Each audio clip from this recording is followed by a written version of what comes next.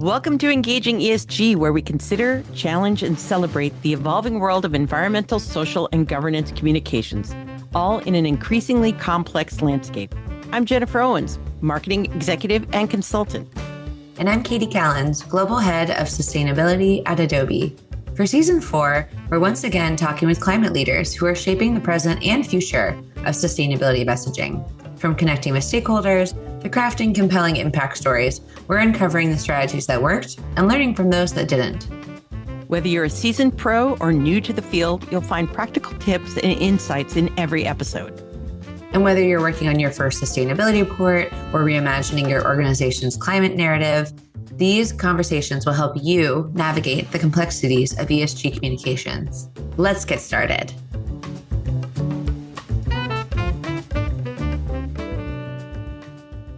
Hello, Kati. How's it going? Hey, Jen. Happy. Nice to speak with you again. It's always nice to be gathering and talking and chatting and talking about the things we care about, including what's up with Beyonce. It was Blue Ivy's birthday yesterday. So for the Beyonce report, we have to mention her in every season. We've now gotten that season 4 mention, and we can continue on with ESG. All right. Very good. Because today we're talking about climate action, where we live and work and play, and the buildings of the communities that shape our lives. So, Kati, can I pass to you to do some introductions for our guests today? Yes, please. We are thrilled to welcome Lindsay Baker, a dear friend and former colleague of mine from our days working on the Google Green Building team together. But Lindsay has done so many roles beyond before and after Google that I'm really excited to share with folks and get her insights on, because we haven't really done much of a deep dive into the built environment, and that is a blind spot. And so we're bringing on Lindsay to help shine some sunlight into that. Her work in the space has spanned green policy, technological innovation, corporate sustainability strategy, and now she's working more in the spaces of systemic regenerative frameworks for how we design and inhabit the built environment and world. She is the CEO of the Living Future Institute and is the organization's chief strategist charged with delivering on its mission to lead the transformation towards a civilization that is socially just, culturally rich, and ecologically restorative.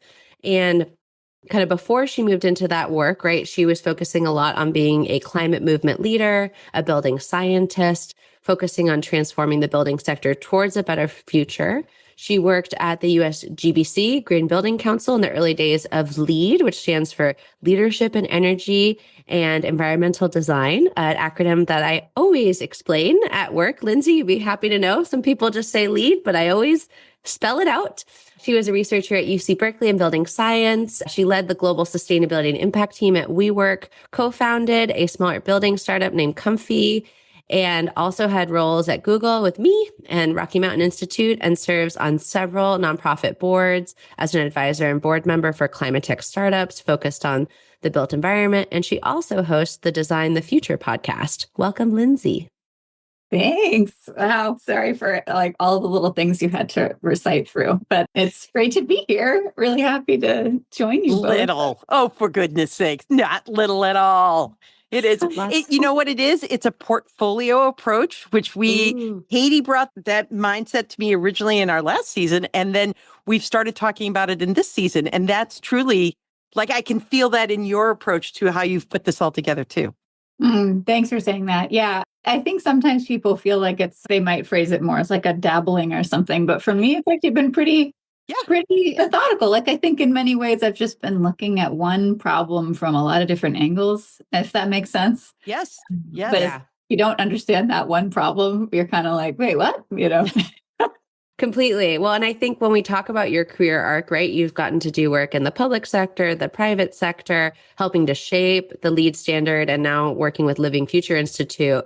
Maybe we can start off with just kind of broader question, which is, what has staying in the built environment industry taught you about sustainability actually happens as you've been getting to see it from all these different lenses?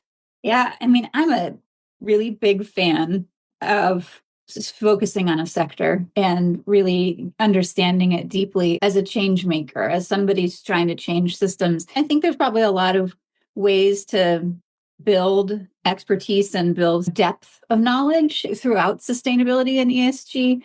But for me, that depth has been buildings as a sector. It's been really understanding buildings as a sector fundamentally. And so, so what that's meant is that I did that at Google, but then I also did it in a startup context. And I've also done it in these different nonprofit realms and with different types of real estate, different roles that I've had, et cetera. Some more technical and some more focused on sort of the people stuff that you have to do to change the sector. So for me, I think what has helped there is that probably with lots of things in the world of sustainability, I think we can sometimes imagine that passion is the thing that's going to fuel us and get us to good impact. And obviously, we're all here because we're passionate about climate action or aspects of these kinds of ESG impacts that we want to contribute positive things to. I think that sometimes that passion can essentially be misdirected because you don't really understand how to put it to use. And buildings as a sector are a complicated sector. It's a very complicated sector. Like when I say buildings, I mean construction and I mean real estate and I mean architecture and I mean engineering. And those are actually all completely separate professions that just come together to build and design and maintain the built environment, which includes buildings and also infrastructure and all sorts of stuff. So it's fun. And I still find it kind of surprising sometimes when I'm in larger climates communities or ESG communities that I come up and say that I'm a buildings person and people are like, oh, that's interesting. And I'm like, yeah, it's like it's a big wedge of the pie, you know? Yeah. Have you looked around? You're in one right now. I'm kind of ready for them to just all be like, oh, I'm a food person or like, I'm a clothing person. But it doesn't really doesn't divide that way, you know? As someone because I've stayed in function and then the topics have changed around and I have great envy for doing it sector focused and that because then your networks grow and they mature and the topics change and passion is part of it. But I think that how you can go so horizontal and pop in deep into topics, I find that really exciting. So yeah. And it's turned out to be really fun for me that right now anyway, I'm kind of doing some work that touches the agricultural sector because we're working more on using agricultural waste for building materials. So like straw bale and hemp husks and these kinds of things are sort of growing in the building movement right now. And so you kind of get to meet people or forestry. Like we work a lot now with people who they spend their days maintaining and regenerating forests. And it's like a totally different job. But I like to be centered. Yeah, I think that's right. I like to be sort of centered in this one profession. It's fun to watch people over the course of their careers. But, it's not for everyone. Definitely, in some ways, probably smarter to. I don't know. I don't know. Lindsay, though, I want to pick up on something you said, though, which is when we're an ESG communications, sustainability business podcast. And I think the fact that we're in our second season and you're the first buildings person to be brought on, and I've actually worked in this space, highlights the fact that sometimes this industry does get shoved to the side a little bit. And so maybe from a storytelling perspective or communications perspective, I'd love to get your thoughts on why you think that is. I'm sure there's many industries within the broader sustainability landscape that feel like they maybe get othered, but I do feel like the built environment and many of the professionals that you regard do especially so, and would love to hear your thoughts on that. Yeah. Wow. What is that? It is a thing. And I want to acknowledge that sometimes I have to check myself and I'll be looking at the programming for a conference and I'll be like, where's the buildings content? Why don't we have more buildings content? And to some degree, I'm kind of figuring that everybody in other sectors is doing the same thing. So it's cool to hear you say, Katie, that you think maybe this is actually more of a thing. So, a couple pieces. One thing I would say that I want to acknowledge is the role of sort of venture capital, private equity investment, financial investment into ESG issues, into the clean energy transition, et cetera.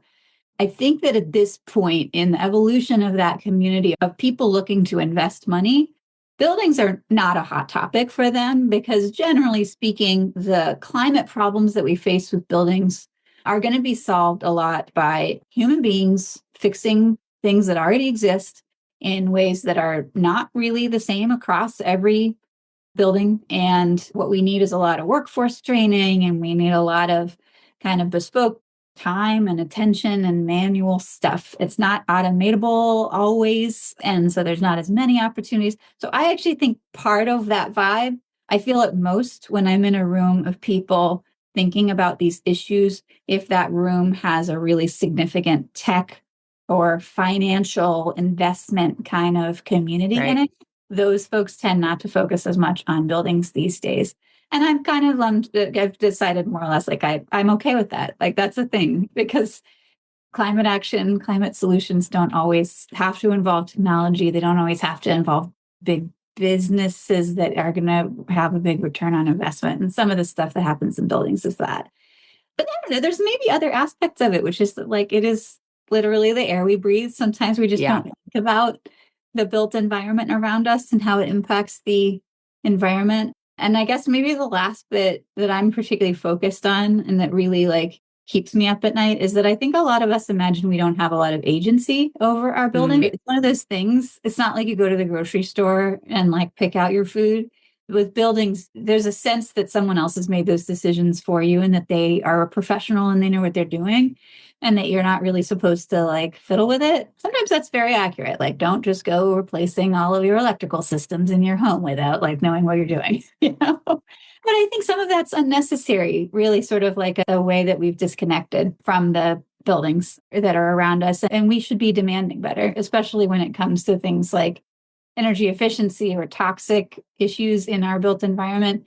There's a lot of stuff that's going into our homes, especially in America, that's poisoning us. And we absolutely are able to point that out and establish criteria and codes and standards and product specifications and all sorts of things that will keep that from happening. Especially when we're working with corporates, that's always a big emphasis, is making sure that they understand that they have choices that they can make and that their architects and engineers and construction folks don't have to just do the default for them. So yeah, that's a big piece. It's just a wonderful, like, leads us right into what the Institute is working on and how you do the work that you're doing and then how you talk about it. So tell us all about it. Yeah, sure. So, as 20 years ago this year, our founder launched the Living Building Challenge, which is sort of our flagship program here. The Living Building Challenge is it is a certification program for buildings, but it's also just fundamentally sort of a framework and a philosophy that asks, what does a building look like when it's having a positive impact on the world, or in other words, a regenerative impact on the world across a set of impact categories. They cover there's equity issues in there, there's health issues in there, there's climate issues in there, water, materials, et cetera. So we launched that program. And then over the past 20 years, we've been building out tools, resources, communities, other ways of trying to help the building industry get towards that goal more often of building and maintaining regenerative buildings. One of the things we're probably best known for these days is our Declare product label program, which is essentially a transparency label for building materials that tells you what's in the products from a toxicity standpoint primarily, but we've been adding into that embodied carbon. And then we're now also doing a pilot launch of a program called Declare Equity, which is really looking at the supply chain, labor impacts, and impacts on people that you are having from a particular product in the industry. And we're expanding into biodiversity impacts as well. So that's a big piece of what we do. We also have a membership and we run a conference and we do education. And we just generally try to bring together a community of people who are interested in really deeply regenerative concepts. So biophilic design is like a big topic in our community. People really love talking about that and working on what it means to bring nature into our built spaces and how that can impact us positively. So yeah, it's a very, we are like a 35-person nonprofit. I think we punch above our weight on all different little Good things. Good for you. Yes. Yeah, it's a community. It's a little movement and we really love it. Well, and I think like all of those different pieces that you just talked about in terms of the certifications, the education piece, to me also paints this picture of, I guess, the theory of change maybe that I hear you alluding to, which is there's a lot of folks in different real estate modalities that want to build more regenerative buildings, want to build more non-toxic buildings, right, in these different ways. And we have these frameworks like LEED and WELL and Living Building Challenge, but those frameworks don't necessarily always then give like the tools and resourcing to help contractors, engineers, architects get there. And so there's also a bit of a skills gap and a knowledge gap that I see you guys trying to fill as you communicate this information. Yeah, it's huge. And man, we could do a whole podcast on the interesting evolutions of the green building movement as it relates to all of this, because it's a thing that I think probably a lot of folks in other industries might relate to, that sort of what happened for our sector is that LEED came out of the gate, and this was in the late 90s, really, and it immediately took off. And I think for a lot of people in the building industry, what that means is that now when they think sustainability or they think ESG, they conflate it with certification, and particularly, and they don't really appreciate all the time that we as environmentalists in the building industry are not just asking them to certify buildings. That's not literally not my job. I don't care if you certify a building. It does not have if you get a plaque or not, that's on you. Yeah. Not my motivation. I don't mind. If it's not your thing, cool. What I'm trying to get you to do is to build buildings that have a better impact on people and on the environment and on the communities that they're in. That's my prerogative. And we have found that it is a great tool to certify buildings for a lot of folks who need essentially some relatively straightforward pathway to get from point A to point B. And so I think it's and partially I'm just saying it as a caution, because I think there are lots of industries that have tried to come along and be like, let's make the LEED for blank, some other facet of our economy. And yeah, like some of them have worked out okay, but I think it's worth remembering that I do think the building industry and the movement of sustainability in the building industry, we have overly depended on certification as a tactic to change the industry. And when in some ways, I think it's been really inspiring to me to see other industries, other sectors, or other facets of the climate movement where like policy is a bigger lever that they've been pulling this whole time, or culture change or something like that.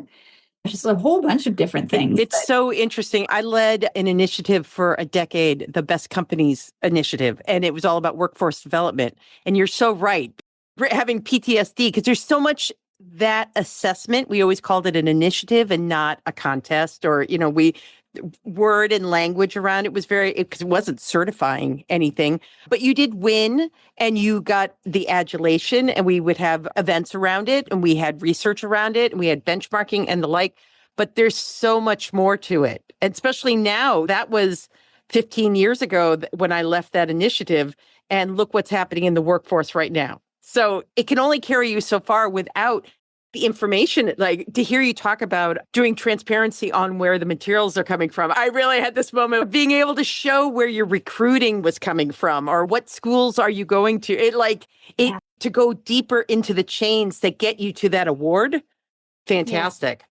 Yeah. And I think that's where I get optimistic now, thinking about how the sort of certifications and labeling and stuff, the tactics that we've been working on for the past couple of decades in the building industry, they start to plug into these more top-down types of structures, Paris Agreement, or, even just greenhouse gas accounting, because we've been building up this industry now in the building industry, this sub-industry of folks who can document and verify and set up data infrastructures and nice, pretty graphs that say you did this thing. And so that was all a lot of bottom-up stuff that ultimately make it easier for a company to say, here's what our climate impact is, or here's what our justice impact is, or whatever it might be. That's all of that. At the end of the day, I think that's great. I think to say this is where all the businesses need to be in the world, and we're going to work our way backwards, is fine and good. But I think what can happen with some of those infrastructures sometimes is that they get overwhelmed easily by how much you'd have to show as a company to be able to prove that you're up to that bar. And that's where we can come in and say, like, well, here's a whole literal industry full of people who know how to show that, at least in the aspect of real estate for a company, this is how it's doing. Right. Yeah. I think with certification too, you bring up an interesting topic around environmental metrics also. And you alluded to this topic of regeneration earlier. So or regenerative thinking rather. I think one of the things we've discussed on this podcast a bit, and something that I'm aware that the industry is always a little bit behind on, is around equity and inclusion and bringing that factor into it. So when we think about justice, cultural richness, social health, these different topics, how do you think about helping leaders in the building space integrate equity and community voice into something as technical as building performance? And I know that could probably be a much longer conversation, but I think even wrapping my mind around that for the specific industry, I'd love to hear some thoughts. Yeah. I mean, one thing I've been trying to get better at is thinking in that regenerative way. And part of that deals with starting with what's there. So in the case of something like social impact, you're really trying to start from the perspective of maybe communities who have had some real economic injustice or social injustice or racial injustice inflicted on them. And maybe it's continuing now. And so the question I try to encourage folks in the building industry to ask, but I think any industry can ask this question, is what can we do to help with the healing and the strengthening of a community that might need to happen? And the nice thing for me is, and I think this is probably true of a lot of industries, is that I can immediately think of ways in which designing and building and repairing buildings can help communities heal and thrive and address and overcome economic and social injustices. Is there a specific community or like project that you're thinking of right now? I mean, Just to like get us into the weeds a little bit. This will be a kind of a good one because I don't actually remember the name of this project, but I just recently learned from some friends in our community about a project that they are designing and building in Western North Carolina that is basically a cooperative center for folks who are establishing businesses to make things in Western North Carolina. And by things, I think it's usually stuff like furniture and other types of materials. And the building that is being built, it is literally run by and owned by a cooperative. And it's a training center for folks to make stuff. And this is people who need jobs. And this is then the actual act of building the building is going to involve buying a lot of stuff from the local community that is made in the local community that is then helping to train that workforce on how to make more stuff like that. So like a very tangible one that I love is the Candida building in Atlanta, where this is a full living building, and they went through a workforce training program with their local reuse center, life cycle building center in Atlanta, to train folks who'd been formerly incarcerated to essentially salvage wood. And you got to like take all of the nails out and stuff and resurface it and turn it into new building materials. And by doing that, giving those folks a job, taking the salvaged wood, putting it into a new building, it's a lot of things that are sort of healing, regenerating, making something that out of something that was already there, etc., but that needed that energy and investment to grow. So that's probably a pretty good example. We're also doing a lot of work these days with tribes in regenerative forestry practices, especially in the Northwest. And a lot of our folks are working on essentially what it looks like to help bring people from First Nations communities into jobs that help them to steward forests. And then we are the market for the wood that they need to cut down in order to make that into a business, but can do so in a really climate positive way and also a way that's really helpful from an economic justice perspective. That's fantastic. So that kind of stuff. Yeah. That kind of stuff. That's what I think. That's what we're talking about here. Yeah. And I mean, it is like, I think if you think about it from a super linear perspective, or you start from that perspective of like, oh, we're doing harm, how can we stop? And you can't even really imagine what it would feel like to do good. Yeah. It can hold you back. It's better to start from the perspective of like, great, here's it. How can I help in the world? What good can I do? Which I think brings us back to what you were talking about earlier, which is like when LEAD was first created, it was kind of from this perspective of do less harm. And now I see a lot of different regenerative, not only built environment programs, but also agriculture and other programs being like, actually, let's not have that as the baseline. Let's have like doing good, positive impact, infusing, supporting different industries, which is interesting also from a communications perspective, because that's also like a really different mindset for people to have in these fields, right? And so that's also a shift, a lever of change. It is. And I think people in the communications world are still kind of getting their head around how to talk about it. Because I mean, obviously, like, yeah, this is the air that y'all breathe, but like, it is, we're dealing with all of these terms now. What is this one I'm dealing with right now? Insets. Oh, yeah. Oh, no. In the carbon world, we got rid of it. We don't talk, so, yeah. and Will you define what insets are for folks who are listening that don't know what that means? So like specifically when we certify a building in the Living Building Challenge or under our zero carbon program, we are basically saying that the building is good from a carbon perspective. And some of our clients, and so typically that means that there is some offsetting, some carbon offsetting that happens for the embodied carbon of that building, because there's always going to be some carbon emitted from the stuff that you put into the building. We can get very easily to zero carbon from an operational perspective these days because inputs and outputs. But in any case, insets are when a company is essentially, rather than buying offsets, which go off to sort of a forest somewhere or something like that to preserve that forest, they are trying to use that money to reduce within their supply chains usually. And they want to take credit for the carbon impact of an investment they made to help reduce the carbon impact of their supply chain, but usually a supply chain, usually a really indirect one. And it's, or like a long-term one, like they're helping their concrete supplier. It's like the work they're doing. Industry that's how change. I would think of it. Yeah. So like in versus out is sort right. of but so like it's a thing, but I did write a little blog at one point, which you can find, I think, on my LinkedIn page, about how I never thought I was going to be like an accountant when I started. Yes, it's all accounting now, isn't it? It's all accounting. I feel like, the gap accounting of carbon, that's where we're going. Yeah. And I love it. And I think it's necessary. Yes. And so I get that it can be very hard to be a communicator in this landscape because you're trying to tell a really compelling story. And then the accountants over there are like, you can't use that word because that means something else. And so, I guess I'm just saying I love both sides of that. Yes. And I think that is kind of one of the more interesting dynamics of the ESG world, is that both perspectives are necessary. We do have to use words that people understand and that are compelling. And we also need them to not mean too many things and to be precise. And I think insetting is one of those words that no one gets, like even trying to just explain it is like, it's too hard. It's too hard.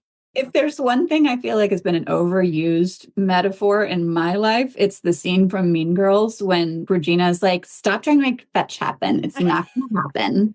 Because there's so many people in our industry who are like, I've got a new word, let me tell you. And I'm like, girl. It's going to solve all our problems. You've never heard of it before, but it's definitely going to solve all problems. One of the last questions I had for you is if you had one tip or one piece of advice for the sustainability leaders and communicators for things they could start in 2026 as we're kicking off a new year.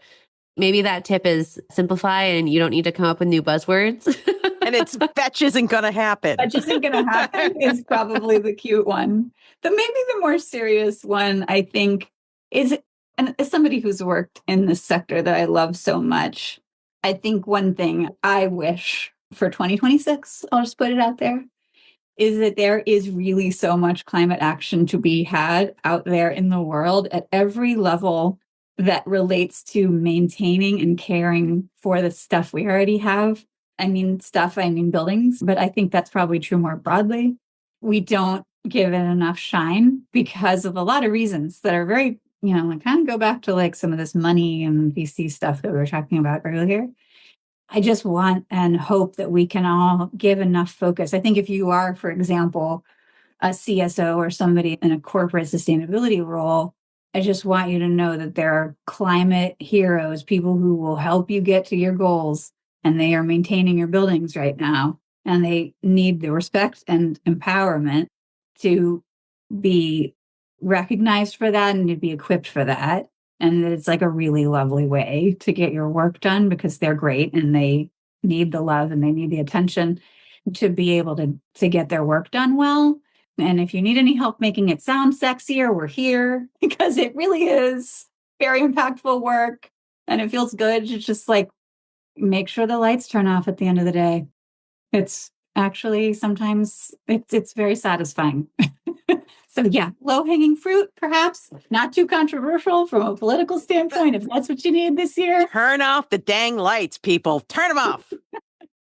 Well, before we go, as we come to the end of our time together, we always like to end on any suggestions you have, like what in terms of what's keeping you grounded, what's keeping you entertained. It often is not in the world of climate, but if it is, that's okay too. But we're always looking for a good tip on what we should be watching or listening to.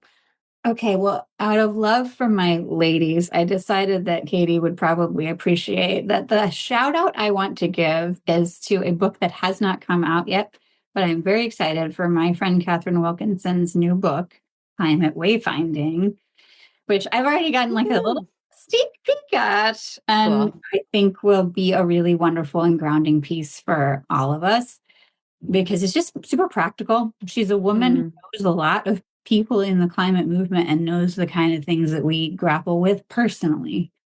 I mean, you know that, Kati. So yeah. I just want to. Yeah, Catherine Wilkinson was one of the co-authors of Drawdown, of which there are many buildings related tips in Drawdown, and also wrote All We Can Save, my favorite climate booklet of all time that I recommend let's to get everyone. some pre-orders going. That's what every definitely. new author or new book needs. So yes, it we'll comes put out in the in show. May. Okay, Yeah, so perfect please timing. do. Yeah, so that's mine. Really excited for her and for the new book. I think everybody that knows her work, not everybody knows that Drawdown and All We Can Save are this woman. So now that you know, you got to go out and get the next one. I love it. Perfect. Thanks for the tip, Lindsay. And thank you so much for joining us on Engaging ESG. Thanks for everyone who tuned in. And remember, build with purpose and act with justice. And let's think long. We'll see you next time. Thank you for joining us on Engaging ESG. Have a question for us to consider or a strategy you'd like us to cover? Email us today at engagingesg@gmail.com. Please remember to rate, review, and subscribe to Engaging ESG today. It helps us grow, and even better, be sure to share the podcast with your favorite sustainability, diversity, or social impact colleague. And until next time, keep engaging.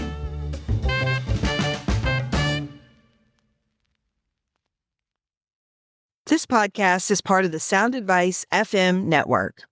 Sound Advice FM, women's voices amplified.